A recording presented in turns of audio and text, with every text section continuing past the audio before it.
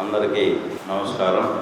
జగన్మోహన్ రెడ్డి గారు కందుకూరు రావడం జరిగింది. ఎన్నికల ప్రచారంలో భాగంగా ఒక దంపుడు ఉపన్యాసం చెప్పి ఈ కందుకూరు నియోజకవర్గ ప్రజలకు రాబోయే 5 సంవత్సరాల్లో ఏం చేయబోతున్నాం, ఈ 5 సంవత్సరాల్లో ఏమేమి డెవలప్మెంట్ చేసామో చెప్పడం చేత కాకుండా తెలుగుదేశం మేనిఫెస్టోను అలాగే ఏవైతే సంక్షేమ కార్యక్రమాలు ఈ దేశంలో జగన్మోహన్ రెడ్డి గారు ఒక్కరే ఇస్తున్నట్టుగా ఇంకెవరు ఏ రాష్ట్రంలో ఇవ్వనట్టుగా నిన్న చేసిన ప్రసంగం మీరందరూ కూడా చూశారు. 2022 జూలై 20వ తారీఖున కందుకూరు రామాయపట్నం పోర్టు శంకుస్థాపన కార్యక్రమం రావడం, ఆ రోజు జగన్మోహన్ రెడ్డి గారు ఏవైతే హామీలు ఇచ్చాడో రాళ్లపాడు ఎడమ కాలువ, కందుకూరు ఉత్తర బైపాస్, అలాగే మున్సిపాలిటీ డెవలప్మెంట్కి నిధులు, అలాగే కరేడు గ్రామంలో గవర్నమెంట్ హాస్పిటల్,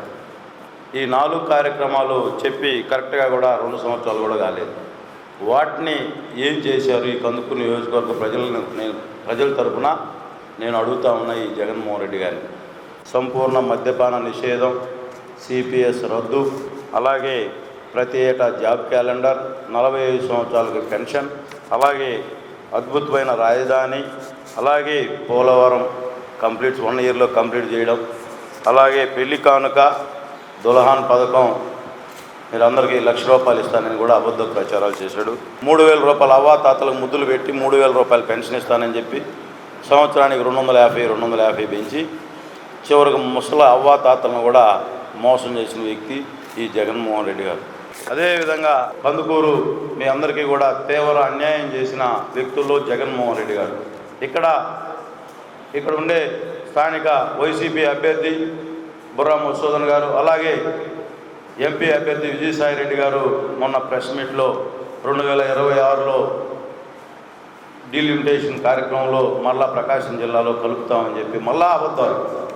నిన్న మీ ముఖ్యమంత్రి గారు ఎందుకు చెప్పలేదు ఆ విషయమైనా కూడా తిరిగి నెల్లూరు జిల్లాలో ఉన్న కందుకూరు నియోజకవర్గాన్ని 6 నెలలలోపు ప్రకాశం జిల్లాలో కలుపుతామని హామీ ఇవ్వడం జరిగింది. ఆర్టీఓ ఆఫీసు పోతే కడుపు మండిపోయే పరిస్థితి. చంద్రబాబు నాయుడు గారు అయితే ఈ ప్రాంతాన్ని డెవలప్ చేస్తాడని ఒక నమ్మకంతో 37,000 ఎకరాలు రాజధానికి ఇస్తే ఆ రాజధాని ఏ విధంగా చేశాడో మనందరం కూడా చూసాం. టీచర్స్ రోడ్డు మీదకి వచ్చారు, ఆశా వర్కర్స్ రోడ్డు మీదకి వచ్చారు, అన్ని జగనన్న కాలనీలు, జగనన్న లేఅవుట్లు ఎక్కడేశారో మనందరం కూడా చూసాం. ఏడో వాగుల్లో, వంకల్లో ఊరి చివరన 1 సెంట్ పట్టాలు ఇచ్చి కనీసం ఆ ఇంట్లోకి పోతే కట్టుకున్న సోదరుడు కూడా కనీసం బెడ్ కూడా జరిగిన పరిస్థితి.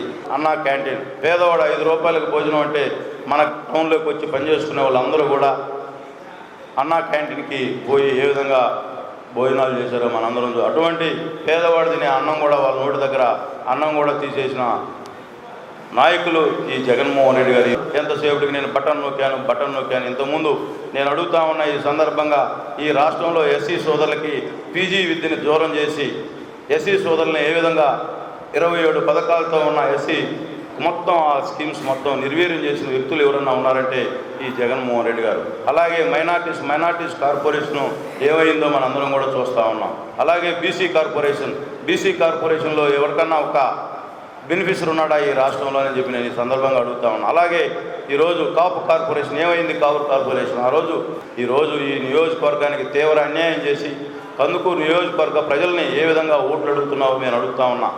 జూపూడి ప్రభాకర్ రావు గారేమో మాకు సంబంధం లేదు, ఆఫీసర్లు చేశారని చెబుతారు. విజయ్ కుమార్ గారు, కలెక్టర్ గారు క్లియర్గా కందుకూరు వచ్చినప్పుడు మేము మ్యాక్సిమం ట్రై చేసాం, మాకు పొలిటికల్ ప్రెజర్తో మేము ఏం చేయలేకపోయామని చెప్పి అంటే మీ ద్వంద్వ వైఖరి ప్రజలకు అందరూ కూడా గమనిస్తూ ఉన్నారు. నేను మొన్న మన వైఎస్ఆర్సీపీ అభ్యర్థి లోకల్ నాన్ లోకల్ గురించి మాట్లాడుతూ ఉన్నాను.